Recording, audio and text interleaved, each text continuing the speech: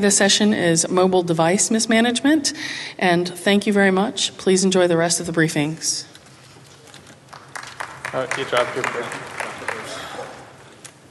Hello, everybody.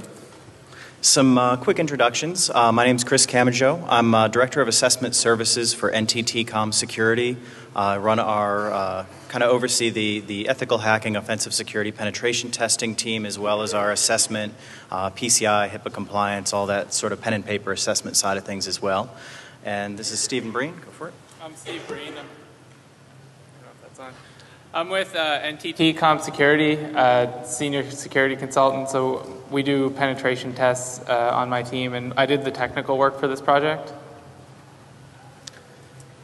So a quick overview of what we're going to get into here. A little quick introduction, look at the MDM market, why all this matters, how we got started on some of the vulnerabilities we're going to be talking about today, going into some detail on what we found and what it means, and then what we can do about it, some of the solutions, getting around these vulnerabilities, making sure this sort of thing doesn't happen. So getting into the introduction here. One of the big themes that we're touching on here is this concept that everything increases the potential attack surface, even security software. If you're putting anything out there on your network, anything in your environment, anything could potentially have vulnerabilities in it. And so MDM software being part of that, that's kind of the basis of this talk. Looking through some of the recent events, Heartbleed, of course, OpenSSL, it's a piece of software designed for security. It's supposed to keep our communications safe. And with a vulnerability like Heartbleed, it's basically just giving us a false sense of security there. But some of these things get much worse. There have been a few talks about antivirus, going back all the way to 2008. Some vulnerabilities in the decompression algorithms that were used in antivirus products. So now you've got antivirus is actually a vector for malware to infect your system. So that's worse than a false sense of security. That's actually opening up some new holes in your systems that you wouldn't otherwise have. Barracuda, we saw a few years back the backdoor passwords, backdoor admin and root passwords in some of the Barracuda network security products. That got shut down pretty quick once somebody found those. And so now we're getting into MDM. And there was a previous talk back in 2013 on some vulnerabilities in the admin consoles, the web-based interfaces for administering the MDM products. And so we're kind of building on that concept in that we found some more of the same, but we also took a bit of a deeper look into the communication protocols themselves, some of the things on the device side. So taking a quick look at the MDM market, how prevalent is all of this stuff? And kind of what MDM is trying to accomplish here, which I'm sure everybody in this room probably has a pretty good idea.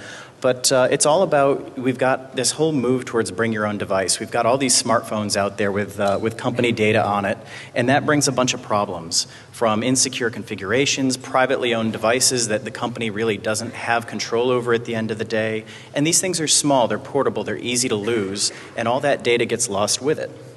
So that's where we bring our MDM software in. We bring in that software to address these problems, things like our policy enforcement, the remote wipe capability, and device locking capability.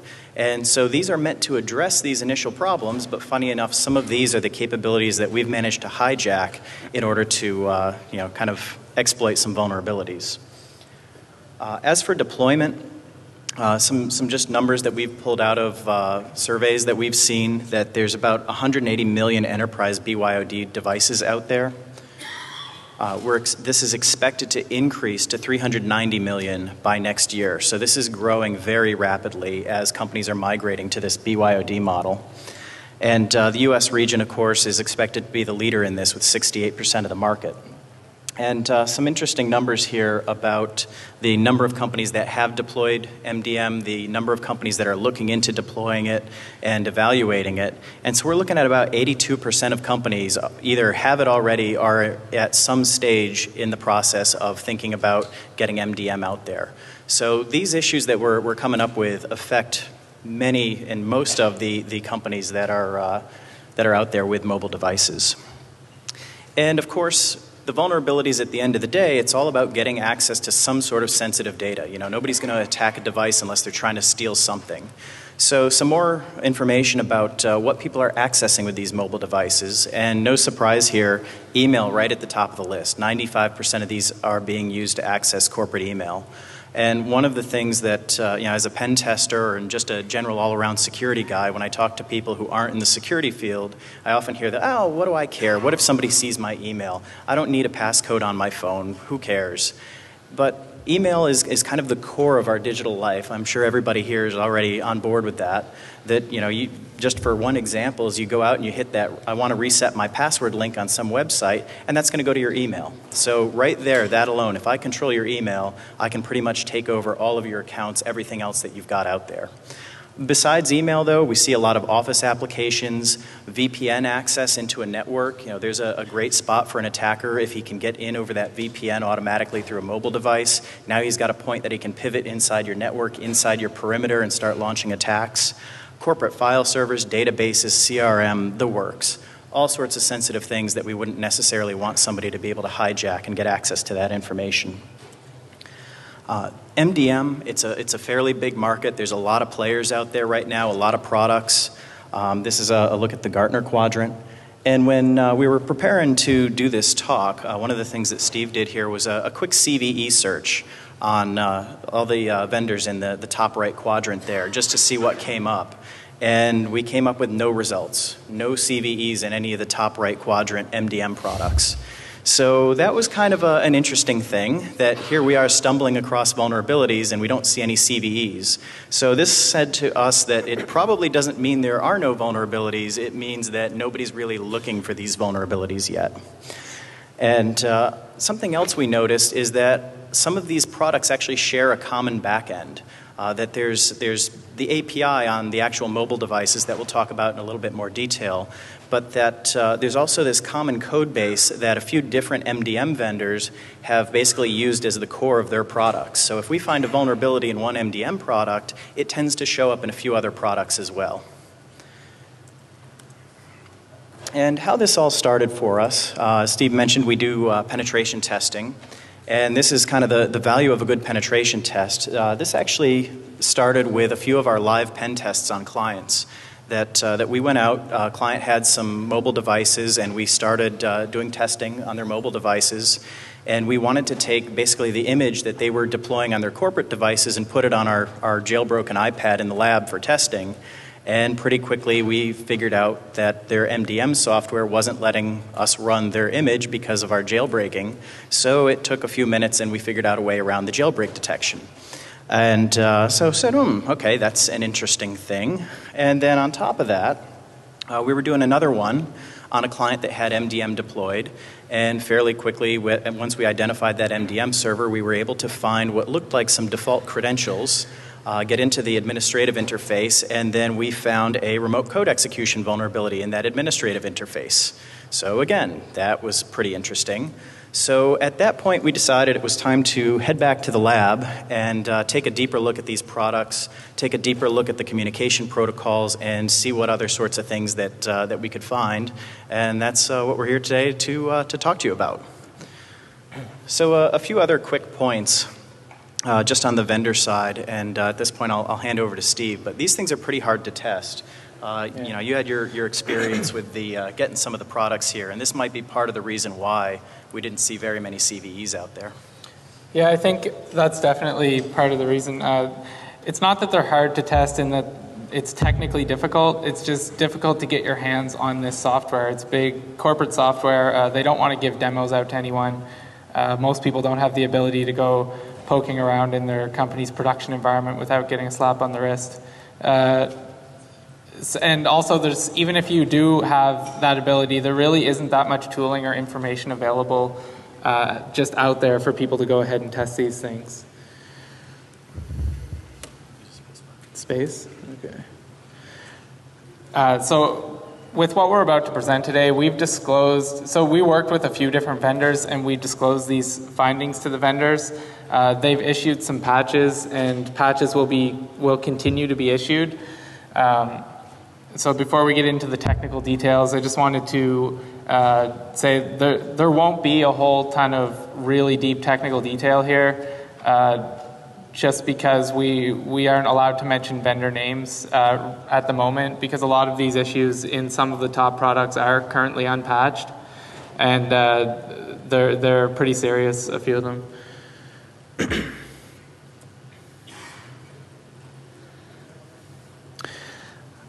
So for this particular project, we really had a strong focus on iOS MDM, and there was a reason for that. iOS uses a standard protocol for MDM. It's part of iOS itself. So all of the vendors have to implement this same protocol. And what we saw in the wild is that if one vendor was making a mistake, often that same mistake was made by some others. Android, on the other hand, does not do this. It's kind of like the Wild West of MDM, in that it's really up to vendors to implement their own communications protocols. It's totally up to them to do things however they want, and they just have a set of API calls that they can make that does all the MDM functionality on the back end. So in the second bullet point, iOS enforces an API for MDM. There's no way to do these MDM things except going through iOS's communication protocol. And it's really specified at a fairly detailed level by Apple how you have to go about this. And all of the code for MDM is actually part of iOS. So where we found a lot of these vulnerabilities isn't actually in Apple's protocol. It's actually in the server-side software that's developed by the vendors. It's not that Apple iOS MDM is inherently insecure. It's just that we found buggy code and lots of vulnerabilities in a few different products. And I've already talked about this. Android doesn't have that MDM API, and I'm gonna get into this a little bit more later on what this means to have a standard messaging set. So we'll move on. So with MDM, there's really two phases of like a part of the life cycle. You have enrollment, and then you have routine communication between the device and the server. So the enrollment process is the one, you have this device that doesn't have MDM installed on it, it's totally unmanaged, and then you go through some enrollment process, and now your device is managed by MDM. So we're going to talk about that enrollment process first, because we saw a few bugs slip in there. On iOS, there are three distinct phases for this enrollment process. You have authentication, where the user is actually authenticating to the MDM server, and the reason you want to do this is because MDM is protecting a lot of really sensitive data, like your domain credentials, WPA2 pre-shared keys for your enterprise network, just a whole bunch of different stuff like that, potentially VPN access. And then after the user has been authenticated, there's this certificate enrollment step where the MDM server and the device will exchange some certificates so they can communicate securely later in the process. And then once those certificates have been exchanged, the server will actually push a whole bunch of configuration and stuff down to the device. And that, if done correctly, it should use those certificates and do this in a secure way. And it's worth mentioning that all of this, both this and the routine communication between the server and the device, all occurs over HTTP.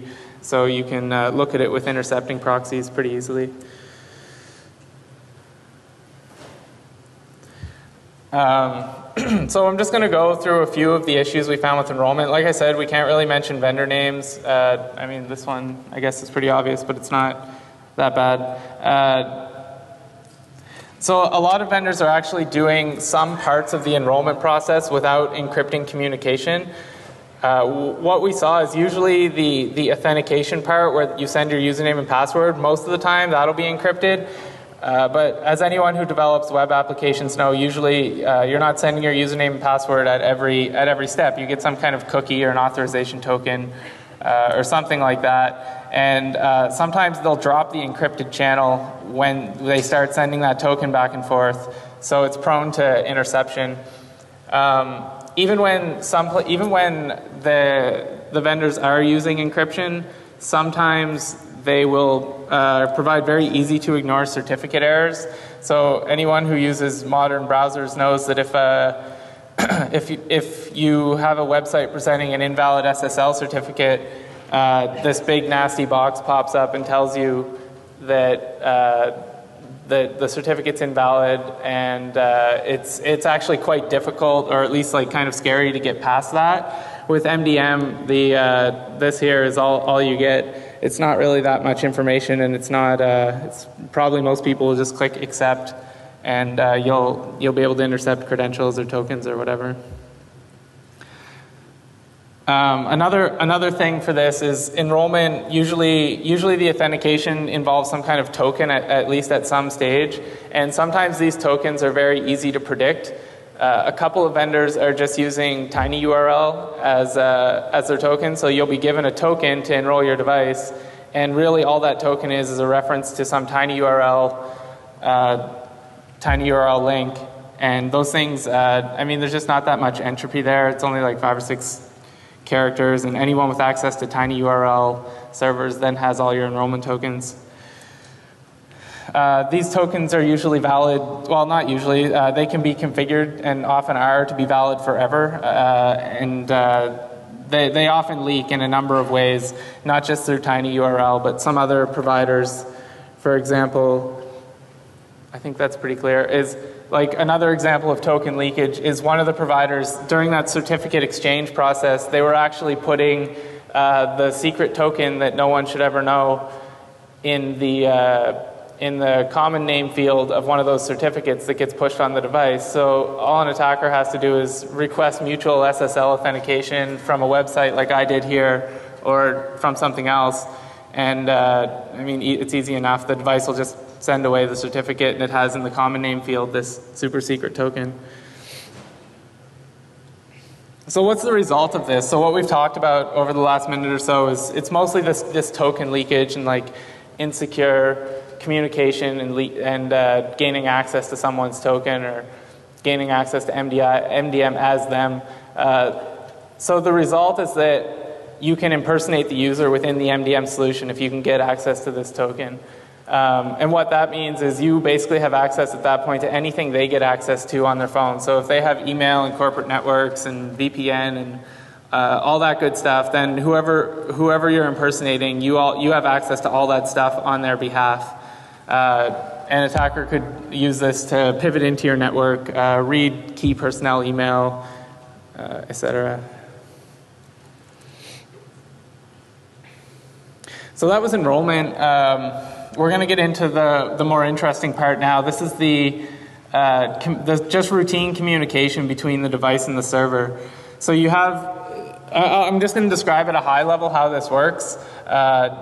If the MDM server has something to say to your device, or your device wants to talk to it, this is kind of what happens. So the MDM server doesn't talk directly to your device. It actually goes through Apple, and it sends a message over APNS up to Apple saying, hey, I have a message for device X, in this case. Then Apple relays that message and basically just says, hey, your MDM server has a message for you. The device will then will just reach out over HTTP, and this is an example of a request. We just used burp to intercept this traffic so we could look at what was going on. So the device reaches back to the server, and it basically just says, hey, like I'm idle, ready to receive commands, or ready to receive data, or just whatever the MDM server wants it to do. And the server will reply to that with a number of different messages, like depending what it wants the device to do, it'll tell it to do something, or it'll give it some data. In this case, it was telling it to install a profile, and that's the payload. And the interesting thing about this particular payload and lots of other ones is the stuff inside that's just base 64 encoded, or base 64 encrypted, as some people like to call it. It's you can just decode that, and they're like plain text domain credentials, plain text WPA2 keys. So anyone who gets access to that, it's definitely not good.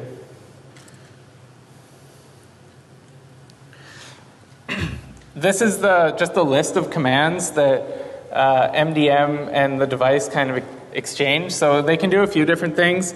The server, so we have 4 columns. These are different categories of command. You have control, device info, configuration, and then device to server messages. The control commands are pretty obvious. It's just the MDM server telling the device to do something, like lock yourself or wipe yourself, something like that. The device info commands are the server just requesting some information from the device. Configuration, it wants to install profiles, change settings. That last message we saw was a configuration message. These ones are pretty interesting because a lot of sensitive data gets pushed around in these configuration profiles. And then you have device to server messages where the device is actually reaching direct to the server without that initial thing from APNS that we talked about.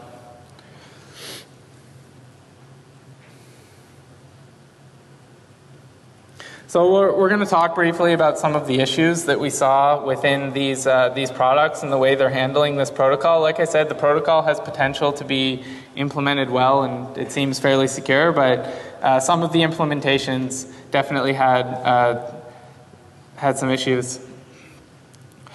So one thing is you see on the big blacked out thing at the top, that's the MDM signature, and what that is the device, during that enrollment process when they exchange keys, the device is going to use those keys to sign messages. So this is pretty much this up here is pretty much the authentication. This is what tells the server that, hey, yeah, I am this device, I've enrolled, and you can trust these messages, they're coming from me. A lot of products just totally neglect to use that header at all. So pretty much what you'll see is, imagine this message without this whole piece, it's all gone. And if you think about well, if that's not there, then what is authenticating a user? What is there in that message that is that's basically a secret? So that anyone can't just go sending messages on behalf of any device. Well, it turns out the cookies that you see in that message, those are totally ignored. They don't matter. You can just delete them. The only thing that matters is the device UDID, and that's pretty much just that allows, if you know that, you can send messages to the MDM server on behalf of someone else's device. So those definitely shouldn't be considered secret. In the past, they've leaked by the millions. They're available to applications installed on the device. They're really not secrets. Like, someone can't change their UDID if they realize, oh no, someone got my UDID. Well, that's pretty much it for that device at that point.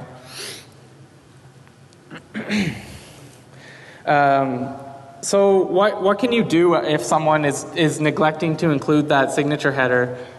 So basically at this point we're saying they're neglecting to include authentication into the process. You can send messages to the MDM server on a device's behalf if you know that you did. So you could basically DOS,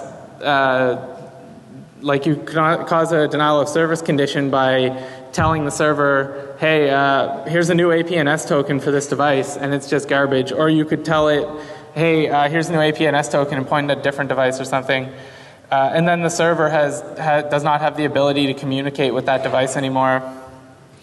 You can tell the server that devices don't want to be enrolled anymore using the checkout message. And depending on the vendor, that does different things. With some vendors, as soon as you tell them I want to check out, they'll start sending you down that sensitive profile data right away. They'll just try to re-enroll you by sending you all this sensitive data.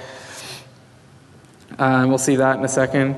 And another thing you can do is you may actually be able to trick the server into wiping someone's device by so the way you would do that is you send a message on behalf of their device to the server and you say, hey, my device is jailbroken, or something like that. Like, there are a whole bunch of settings you can send to the server, or a whole bunch of, when it requests information from you, you can reply with something that you think, like jailbroken, like something you think the company would disallow. And a lot of MDM, it depends on the configuration, but many configurations are set up so that if someone's device is jailbroken or has malware installed on it or something, the MDM server will actually wipe that device. So it's kind of a one-way thing. You can send messages to the server and it'll reply. And so you might be able to force a device wipe that way by kind of tricking the server into thinking that the device is out of compliance. And probably the most interesting attack is you can actually steal that sensitive profile data in some configurations completely remotely. So how that works is we talked about this being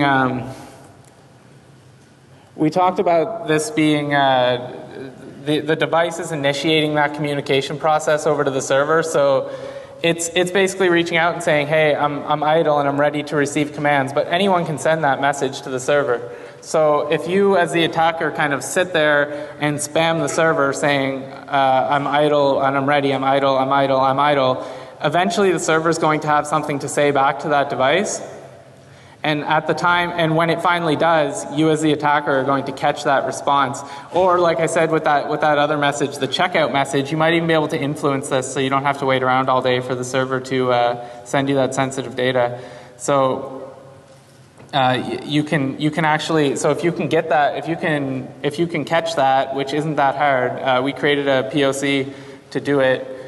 You can actually just get like plain text domain credentials by base64 decoding that, the WPA2 keys for the network. It's not that hard. So a mitigation for that for people who aren't using that MDM signature header. So if they neglect to include authentication, there's still one thing in your way. This is sometimes in some configurations it's encrypted, and it should always be really, but if it's encrypted, then that kind of stops the attacker from just decoding it and getting that plain text data. But what we've seen actually is that very often that payload encryption is disabled in some products, and that would allow you to intercept all that data going back from the server to the device.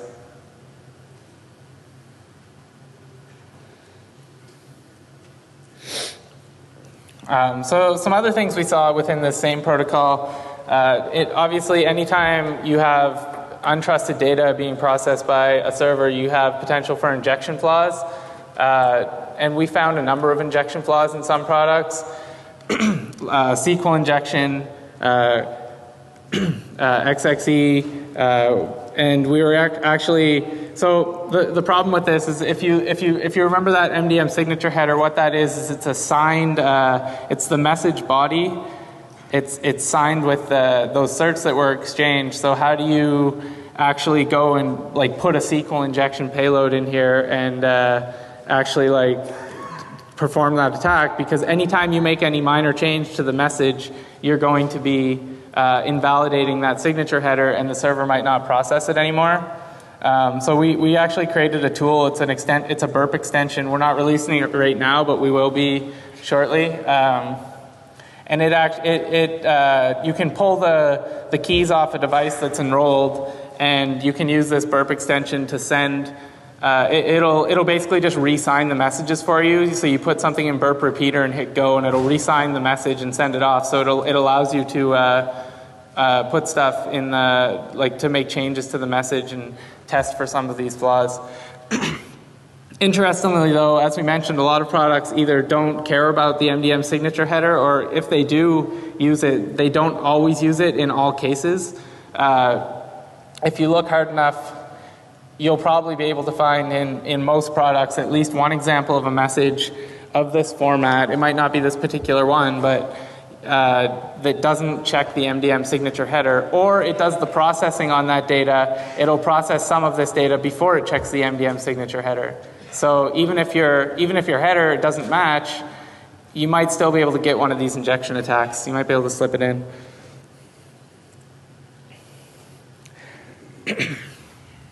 And then there's flawed signature validation. So what we actually looked at some of the products that were using this MDM signature and validating it. They weren't always validating it properly. There are sometimes ways past it. So, for example, like horizontal privilege escalation vulnerabilities, where you have a set of keys. So you have a device enrolled with MDM. Well, what happens if you take here the UDID and you point that at someone else's device and send the message off? what's going to happen then? Does the product actually, does it just check your signature and see, oh, this is a valid signature for one of my users, and then go ahead and run whatever logic it runs based on the UDID that you sent, even though you are not enrolled with that UDID, someone else is?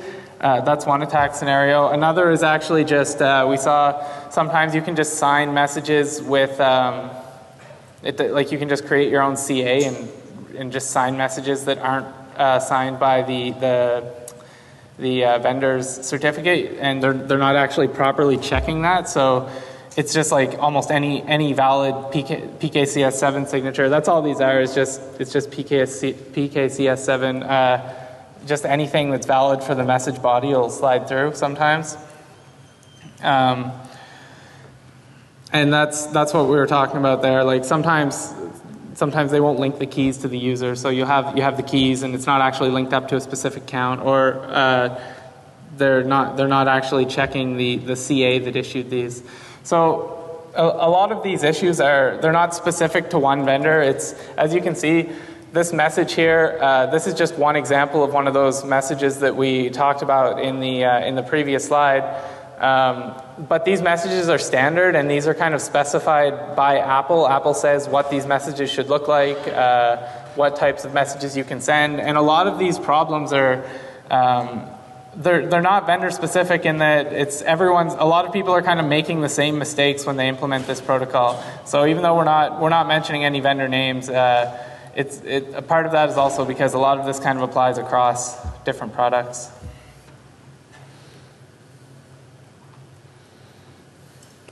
Did you want to take it from here? So getting a bit... Is this one back on yet? Testing? Can we... Nope. I don't think this one's on yet. You want to take mine? Yeah. No, I think you're good. Testing? Nope.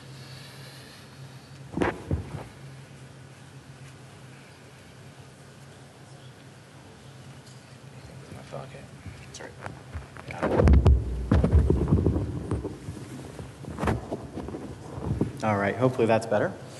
So getting back around to what all this actually means, taking a look at some of these vulnerabilities and putting them together, things like the SQL injection that Steve was just talking about, along with some of the things like bypassing the headers, being able to spoof the MDM signatures. When you put all that together, it basically spells remote code execution. The ability to hit one of these MDM servers from anywhere on the internet and just start running commands on it, and get in and grab all the data, domain credentials, email, whatever it is we want to get our hands on. So these are some pretty nasty things we're talking about here. And trying to figure out a way around this, we put quite a bit of thought into if somebody's a user of an MDM product, what can they do to actually protect themselves from these sorts of threats. And unfortunately, the big answer is wait for the vendor to patch it. Did I just go offline again? I think I did. Is this one on it? Oh, there we go. So it's the kind of thing that you just kind of have to wait for the vendors to patch these. There's not really a whole lot that you can do on your own. We talked about things like, oh, well, what about just firewalling off the MDM server? And of course, that entirely breaks MDM, because in order for that thing to work, it needs to be accessible from anywhere on the internet. As we saw with the diagram of the regular routine communications, it's the mobile device that's establishing the inbound connection to the server to say, hey, do you have a message for me? And we have no idea where our mobile devices are going to be. It could be at somebody's home network, it could be at a Starbucks, it could be on Verizon's cellular network. So we can't rely on just firewalling these things off from the bad guys the way we normally do with the rest of our sensitive infrastructure that might have vulnerabilities in it. So we're stuck. We have to keep this vulnerable piece of software out on the internet, so we basically just have to rely on the vendors for patches. Just about the only kind of saving grace that we thought might work there is something like a web application firewall for some of the SQL injection, but that would be kind of rough, just trying to get a web app firewall set up to be compatible with all of the things that MDM needs to use, but it is something that might be worth going down. But that aside for today, really what it comes down to for somebody who's using MDM or any other security product out there, bringing this back around to this kind of original concept of everything increases the attack surface, is that you have to take a good hard look at what you've got out there and what you're deploying and why you're deploying it. Basically not deploying anything unless there's a good business reason to do so. And this isn't just security products, this is everything. Yeah, you shouldn't just go out and grab whatever whiz-bang thing that seems neat, throw it on the network, expose it to the internet, and wait for somebody to hack into it. Security products, you know, if you go out to the RSA show and you see a vendor's booth and it looks really cool and the demo's neat, but you don't really have a practical need for this thing, and you drop it on your network and nobody's paying attention to it and nobody configures it and nobody patches it, you're asking for trouble, whether it's a security product or not. So this is kind of the first big thing, is really sitting down and figuring out, and this is something a lot of organizations don't really spend too much time on, is figuring out what you actually need and don't need and where it's appropriate to use these technologies. You know, the big example on this with MDM that we're talking about here is, let's say an organization does not have MDM and somebody goes out and loses their mobile phone. Well, then the person who picks that phone up has access to that person's email and whatever other corporate resources that person had access to on the phone. Now, if we go throw a very vulnerable MDM server out there facing the internet and somebody hacks into that, they don't get one person's email, they get everyone's email, everyone's domain credentials, everyone's VPN access, everyone's corporate data, et cetera, et cetera, et cetera.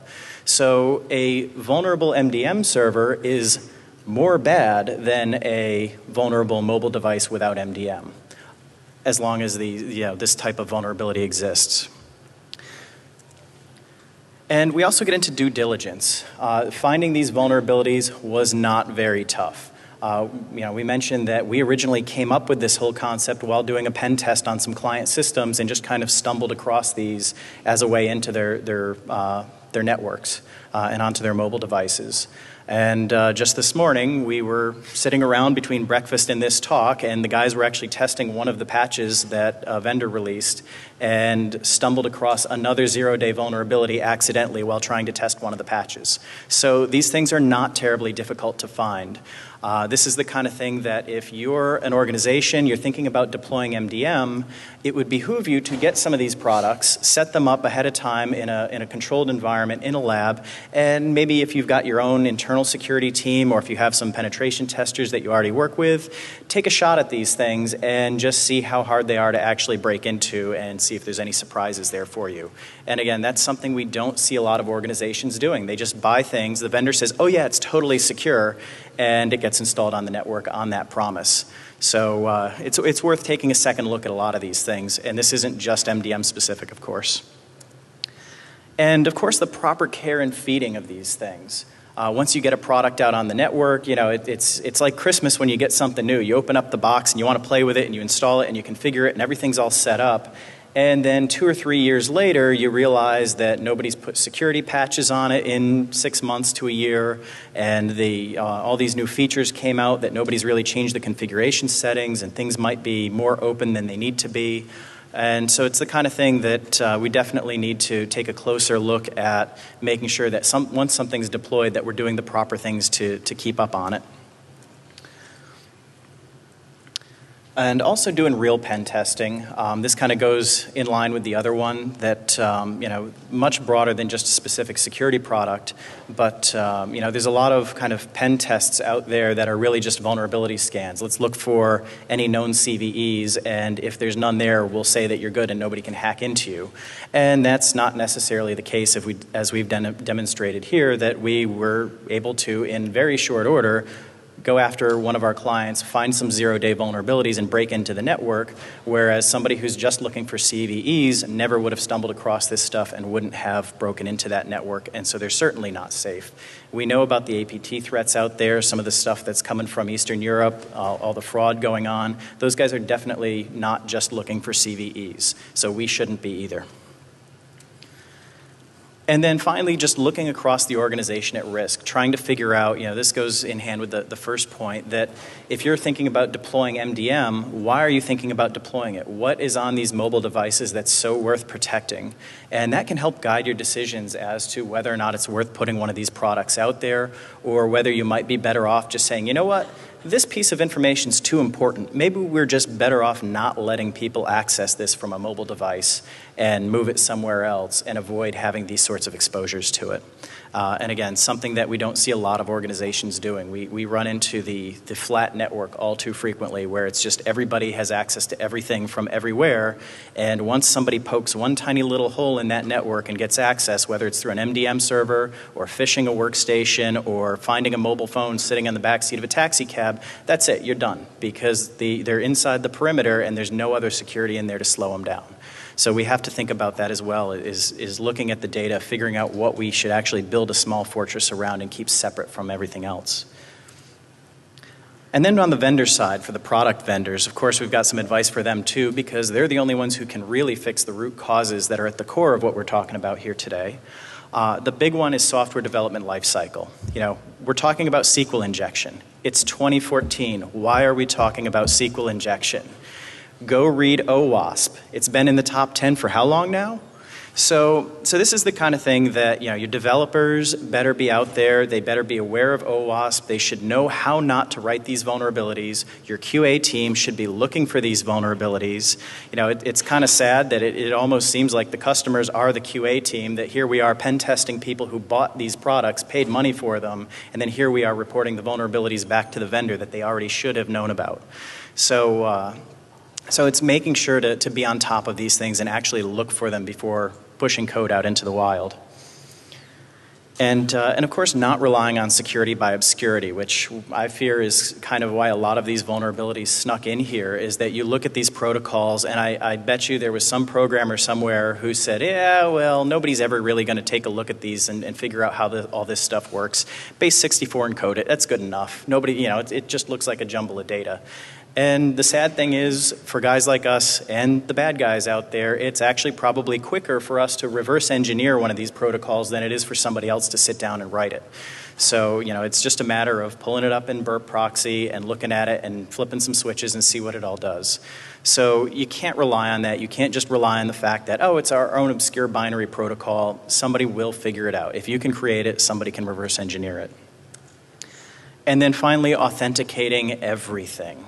Yeah, we saw this where we've got all these packets going back and forth across the network with MDM signature headers and all sorts of other things that look authentication-y going on in these packets, and nobody's actually checking them. Nobody's making sure that they line up with what they're supposed to be, and that the certificates are the right certificates, and that the signatures are actually valid for whatever the data is. So yeah, we need to actually use all those authentication mechanisms and make sure that every single packet, every communication that comes in is checked in some sane way to make sure that somebody's not out there impersonating a user or causing some other kind of trouble. Do you have anything else to fill in? Or? No, I don't think so. All right. So that's it. Q&A time. I know you won't name vendors, but there's one vendor you didn't name, which was Apple. You talked about obscurity through, you know, I mean, the challenge here is that they put a protocol out and then they left it to a whole bunch of vendors to implement it with no certification process, really, no validation. So who's going to do that job? Because, you know about the mobile iron hack from a month ago where they got to the insurance company. Yep. And the vendor says, well, it's not our fault, it was their server. But the problem is there's too many layers and too many chains, and even your presentation theoretically violates Apple's guidelines because you're discussing their protocol, right? Yeah. So how do we deal with that issue in general? Yeah. So the issues we found here really aren't issues in Apple's API itself. It does seem that, from what we've seen at least, you know, and we didn't dig into that in too much detail, it does seem that somebody could sit down and write an MDM solution that is fairly as secure as you can get it using Apple's MDM protocol. It's just the vendors that are slapping their custom code on top. I can't imagine Apple ever saying that they're going to take responsibility for going through and validating that everybody's code isn't doing something stupid. So it's really up to, I would say, the users, the purchasers of these products to hold the vendors accountable and say, hey, we're going to test your product before we install it, and we're not going to buy it if it's full of holes. I don't really see any other way around that. There are a few things that are a bit of an exception to that. Like the protocol, the fact that it allows for messages to go through unencrypted, like those payload messages, there's really no reason for them not to be encrypted. So the protocol just shouldn't allow that. Like the device just shouldn't do it. The fact that it allows for messages without that MDM signature header, that's like, there's no reason really for that to be an optional field. Those things are on Apple's end, but the really nasty stuff like the SQL injection, I mean, that's just like you have this MDM server, it by definition has to be exposed to the internet, this endpoint, and there's SQL injection right in like the main field. So that stuff is really the vendor's issue. They just shouldn't have done that. Did you guys see any differences between like cloud solutions versus on-prem solutions as far as attacks go? Yeah, so we tested a few of these things, and some of them were the cloud solutions, but unfortunately we couldn't really take too many shots at the cloud solutions because we don't own them and we didn't have permission to. So, I mean, these issues obviously could very well be resident in the cloud solutions, but we didn't get to really to do it. So if you work for the cloud solution, you can go try this stuff. Hi. You recommended that companies do some pest hunting and find some 0 days in the product they bought. How do you handle the fact that some of the vendors will prevent you from doing reverse engineering in the legal agreement or come after you if you disclose the findings to them after that? Did you catch that, Chris? I missed all of that. Could you repeat? I missed some of that.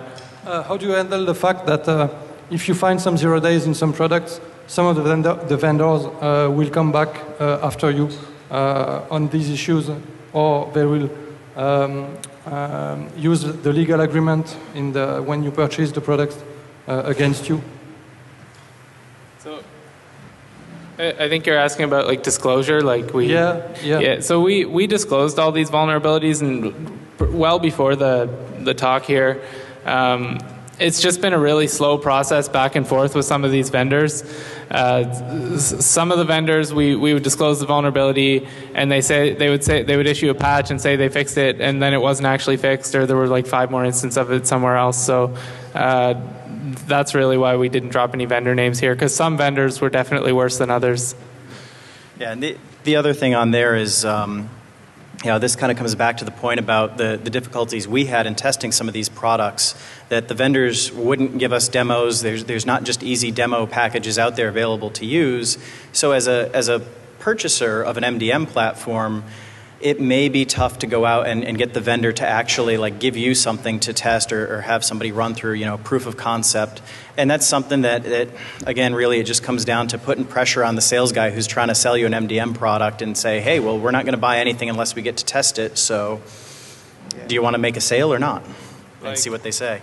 Like some of the vendors we worked with, it was really, one particular vendor, it was extremely difficult to get a trial for their software, and it's almost like they were using that as a security measure, like, hey, no one can really test this because we don't give it away. But a few Google Docs, and you can probably find a zip file somewhere that has it in a backup. Like, it's definitely not a security measure.